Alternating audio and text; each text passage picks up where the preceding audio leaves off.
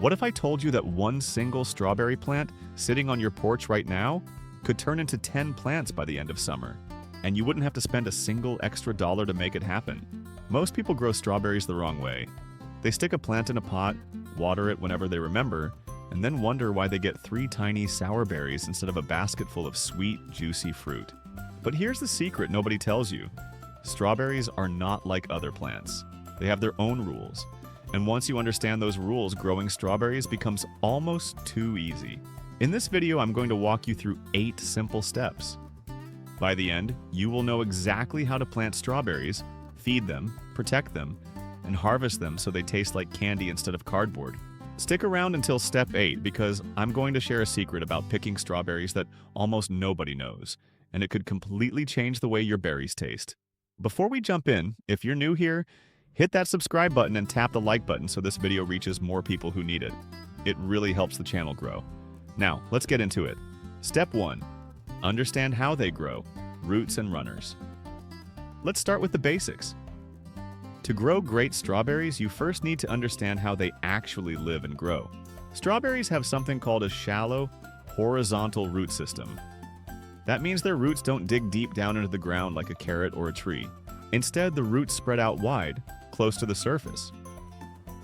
This is a big deal because it tells you exactly what kind of soil they need.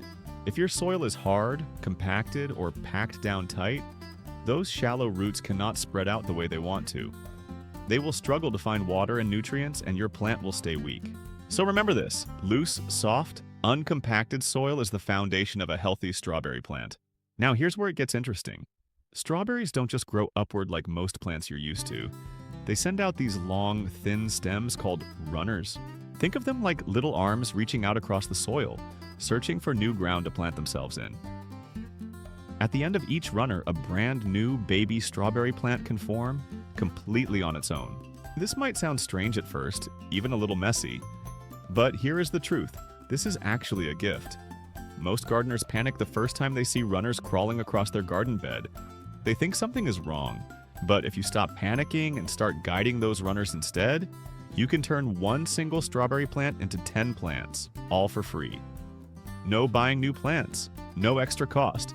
Just nature doing the work for you if you let it. Here's a fun way to picture it. Imagine your strawberry plant as a small factory. The roots are the supply chain, pulling in water and nutrients from a shallow layer right near the surface.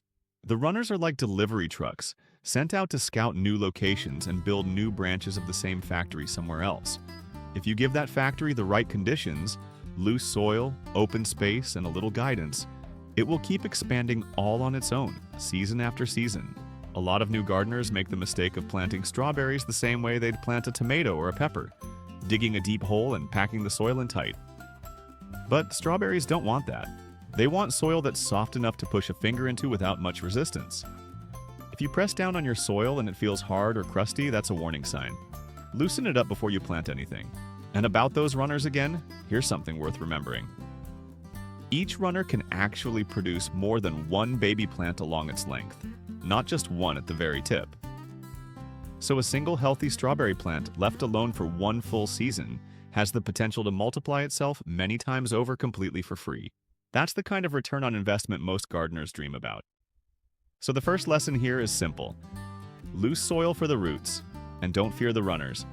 Guide them, and let your one plant quietly become a whole patch. Step 2. Choose the right variety. June-bearing versus ever-bearing. Before you plant anything, you need to make one important decision. Which type of strawberry do you actually want to grow? There are 2 main types you need to know about. The first is called June-bearing. These plants are famous for giving you one massive harvest, all packed into a short window of time, usually around early summer. Imagine going out to your garden and suddenly finding dozens of ripe red strawberries all at once. That's what June-bearing plants do. They're perfect if you love the idea of a big harvest day, maybe for making jam, baking pies, or freezing a whole batch for later. The second type is called ever-bearing, sometimes also called day-neutral. Instead of one huge harvest, these plants give you smaller waves of strawberries spread out across the entire growing season. You won't get a giant pile all at once, but you'll have a steady trickle of fresh berries to snack on for months. If you like the idea of walking outside every few days and picking just a handful of fresh strawberries, this is the type for you. Neither one is better than the other. It really just depends on your goals. Do you want one big event or steady little rewards all season long? Pick based on what fits your lifestyle. Now, once you've decided on a type, there's one more thing to check before you buy your plants. Always look closely at the central crown. The crown is the thick part at the base of the plant where the leaves and roots meet. You want this crown to be strong, firm, and undamaged. If the crown looks weak, mushy, or cracked, skip that plant. A healthy crown is the heart of a healthy strawberry plant, and it's the very first thing you should inspect before bringing any plant home.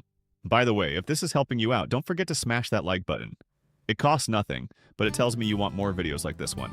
Step 3. Prepare the perfect space. Sun and drainage.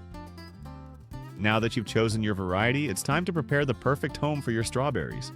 And this step is where a lot of people make their biggest mistake. Remember how we talked about those shallow roots? Well, shallow roots have a big weakness. They are extremely sensitive to too much water sitting around them. If your soil holds water and doesn't drain well, the roots basically drown. They can't breathe, they start to rot, and your plant slowly dies even if you're watering it every single day. So drainage isn't just a nice extra feature, it is absolutely essential. To get the right kind of soil, you want a crumbly mix. A great combination is regular compost mixed with either cocoa coir or perlite. This combination creates little air pockets in the soil, allowing water to pass through instead of pooling up and suffocating the roots. If you squeeze a handful of this soil mix, it should feel light and crumbly, not heavy and sticky like mud. Quick test you can do right now, wherever you're watching this from. Take a handful of your garden soil, squeeze it into a ball, then poke it with one finger. If it crumbles apart easily, you're in great shape. If it stays packed together like clay, mix in some compost, perlite, or coarse sand before you plant. This 30-second test can save you weeks of frustration later. Next, let's talk about sunlight, because this is just as important as the soil. Strawberries are sun lovers. They need at least 6 hours of direct sunlight every single day. And here's something fascinating. The amount of sunlight your plant gets doesn't just affect how many berries you get, it actually affects how sweet those berries taste. More sunlight means more sugar production inside the fruit. So if you've ever bitten into a strawberry that tasted bland and watery, there's a good chance that plant simply wasn't getting enough sun. So, before you plant a single strawberry, walk around your yard or your balcony and really watch where the sun hits throughout the day. Pick the sunniest spot you have. If you're growing in containers, you have an advantage here because you can actually move the pot throughout the day to chase the sunlight, something an in-ground plant can never do. Your future self, the one eating sweet, juicy strawberries, will thank you. Step 4. Plant at the perfect depth, the golden rule. All right, you've got your variety, you've got your spot, and you've got your soil ready. Now it's time for the actual planting. And this next part might be the single most important detail in this entire video, so listen closely. There's one golden rule when planting a strawberry. The crown must sit exactly at soil level, not buried under the dirt, not sticking way up above it, exactly at the surface, right where the soil meets the air. Why does this matter so much? Because strawberries are incredibly sensitive to depth. If you bury the crown too deep under the soil, it cannot breathe properly and it will likely rot away. On the other hand, if you plant it too high with too much of the root system exposed above the soil line, those roots will dry out quickly in the sun and the plant will struggle to survive. So, when you're placing your strawberry plant into the ground or into a pot, take your time here. Gently spread the roots downward into the hole and adjust the plant up or down until that crown is sitting perfectly level with the surrounding soil. It might feel a little fiddly the first time, but once you see it done correctly, you'll never forget it. After planting, don't just walk away and forget about it. Right after you plant, keep your watering consistent.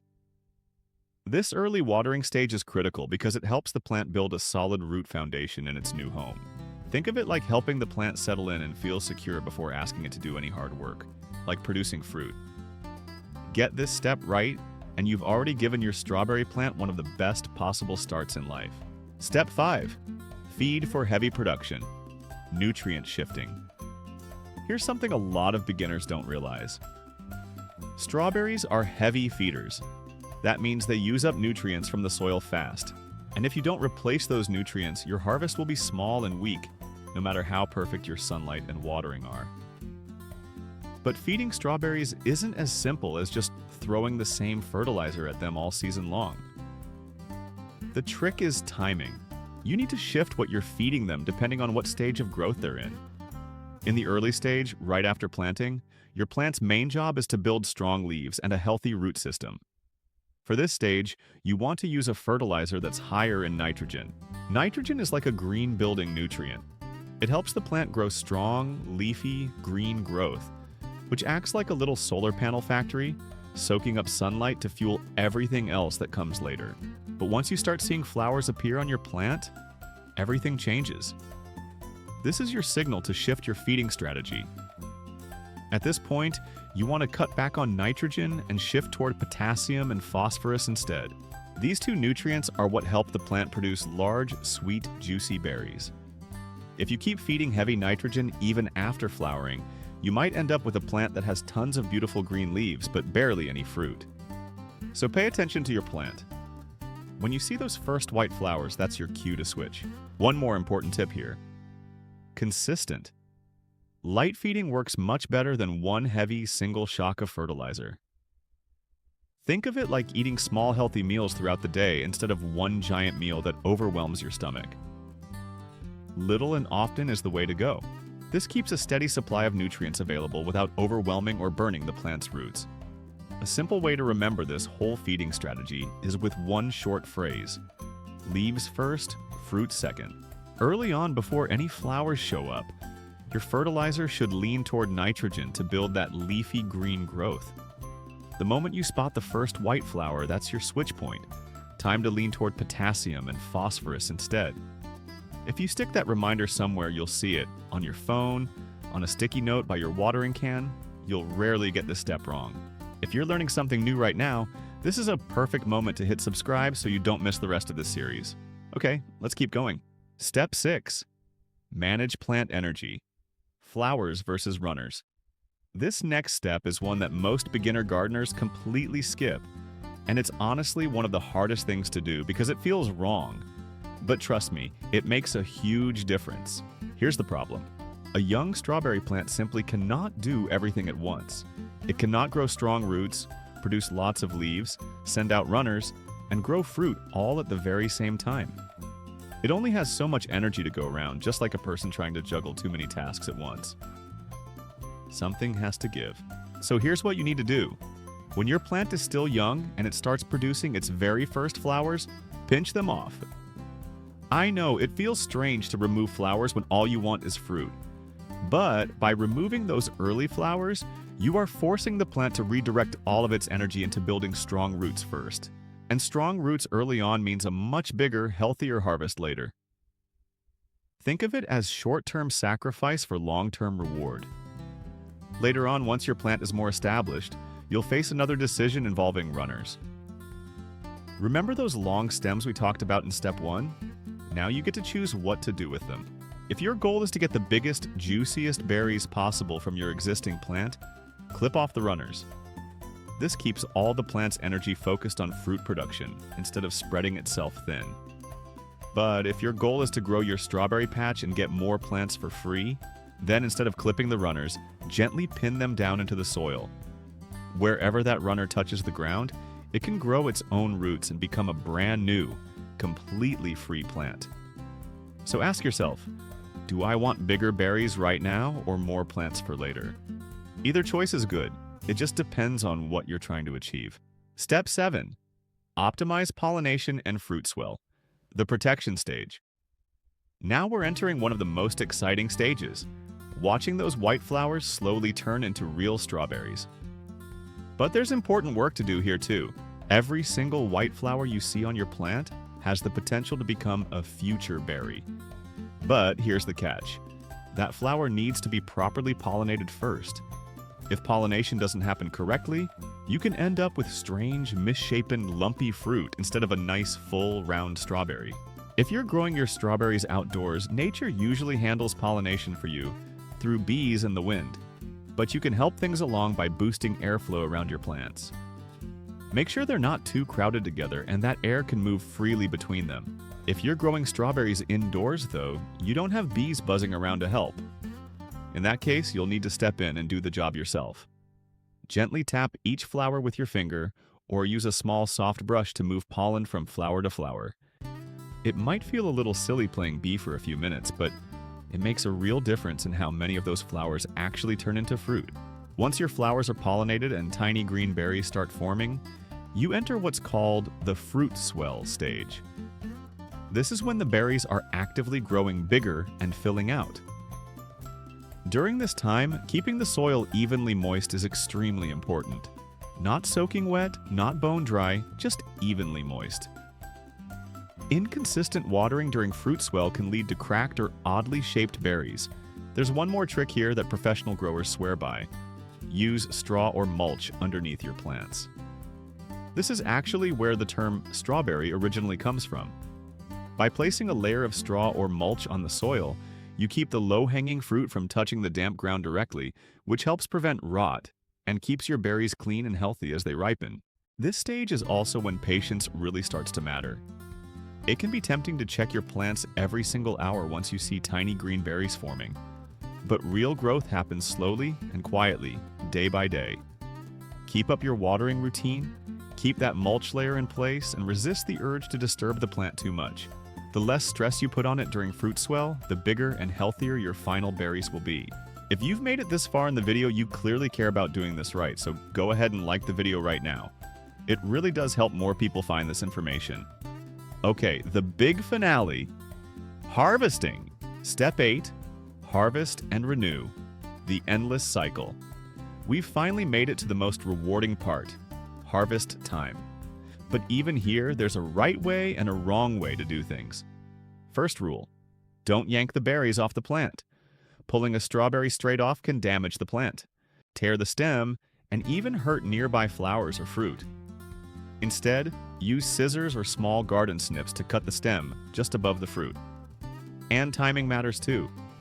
The best time to harvest is early in the morning, while it's still cool outside. At this time, the berries are firm and fresh, not soft and warm from sitting in the afternoon sun. Now, here's the part I promised you. The secret. Most people pick their strawberries the moment they turn red, assuming red means ready. But that's actually a mistake. The right time to pick is when the berry is deep red, not just slightly pink or light red, and when it yields slightly to a gentle touch. If you wait that extra day or two for the color to deepen and the berry to soften just a little, the difference in flavor is incredible. Waiting that extra bit of time can genuinely double the flavor and sweetness of the fruit. A berry that looks red but gets picked too early will often taste bland, watery, and disappointing, even though it looks perfect. That's the flavor secret. True sweetness develops at the very end of the ripening process, right before harvest. So next time you're tempted to pick a strawberry the second it looks red, pause, give it one more day, and then taste the difference for yourself. Here's one final tip that will keep your harvest going strong all season. Regularly picking your ripe strawberries actually signals the plant to produce even more flowers. It's almost like the plant is responding to your harvesting by saying, okay, let's make more. So the more consistently you harvest, the more consistently your plant will keep producing for you. It becomes this wonderful, endless cycle of growth, flowers, fruit, and harvest, repeating again and again throughout the season. And once the main growing season winds down, don't think of your strawberry plant as finished. With a little care, like trimming back old leaves and giving it a light feeding, that same plant can come back next year even stronger than before, with an even bigger root system, and even more runners ready to spread. This is the real magic of strawberries. A little bit of effort at the start keeps paying you back, year after year. And there you have it. The complete 8-step blueprint for growing strawberries that are sweet, healthy, and abundant. Recap. Understand roots/runners. Choose variety. Sunny spot/drainage. Perfect depth. Right nutrients. Manage energy. Protect pollination/swell. Harvest at the right moment. If you follow these 8 steps, you're not just growing strawberries. You're working with the plant's natural rhythm instead of against it. If this video helped you, please take 2 seconds to like it and subscribe to the channel. It genuinely helps this content reach more people who are trying to grow their own food at home. Drop a comment below and let me know which step surprised you the most, and I'll see you in the next video. Happy growing!